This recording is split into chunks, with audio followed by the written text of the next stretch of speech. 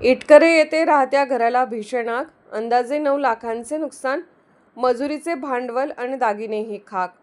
वाळवा तालुक्यातील इटकरे येथे आज सोमवार दिनांक 2 मार्च रोजी दुपारी 3:30 ते 4च्या सुमारास लागलेल्या भीषण आगीत बाबासो माने व श्रीपती लक्ष्मण माने यांचे राहते घर जळून खाक झाले.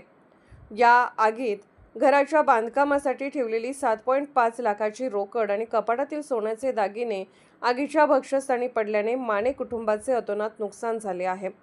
मिळालेल्या माहितीनुसार दुपारी रखरखत्या उन्हात अचानक माने यांच्या घरातून धुराचे लोट बाहेर पडताना शेजाऱ्यांना दिसले. काही क्षणातच आगीने रौद्ररूप धारण केले आणि आगीच्या ज्वाळांनी संपूर्ण घराला वेढले. नवीन घराचे बांधकाम सुरू असल्याने बाबासो माने यांनी मंजुरी आणि साहित्यासाठी 4.5 लाख रुपये रोख घरात आणून ठेवले होते. तर श्रीपती यांनी सुद्धा नवीन घरासाठी बँकेतून 3 लाख रुपये घरात आणून ठेवले होते. ही संपूर्ण रक्कम आगीत जळून राख झाली आहे. तसेच घरातील तिजोरीमध्ये असलेले सोन्याचे दागिनेही आगीच्या प्रचंड धगेमुळे वितळले व खराबही झाले आहेत.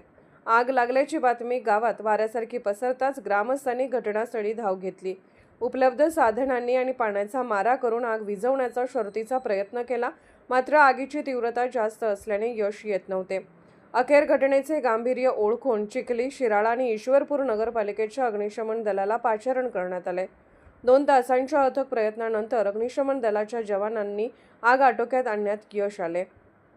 मात्र तोपर्यंत घरातील संसार उपयोगी साहित्य, धान्य, कपडे आणि महत्त्वाची कागदपत्रे सर्व काही जळून खाक झाले होते.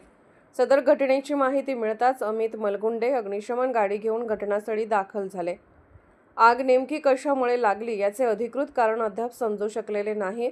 मात्र प्राथमिक अंदाज शॉर्ट सर्किटमुळे आग लागल्याचं वर्तवलं जात आहे. ऐन दुपारी ही घटना घडल्याने गावात भीतीचे आणि हळहळीचे वातावरण पसरले आहे.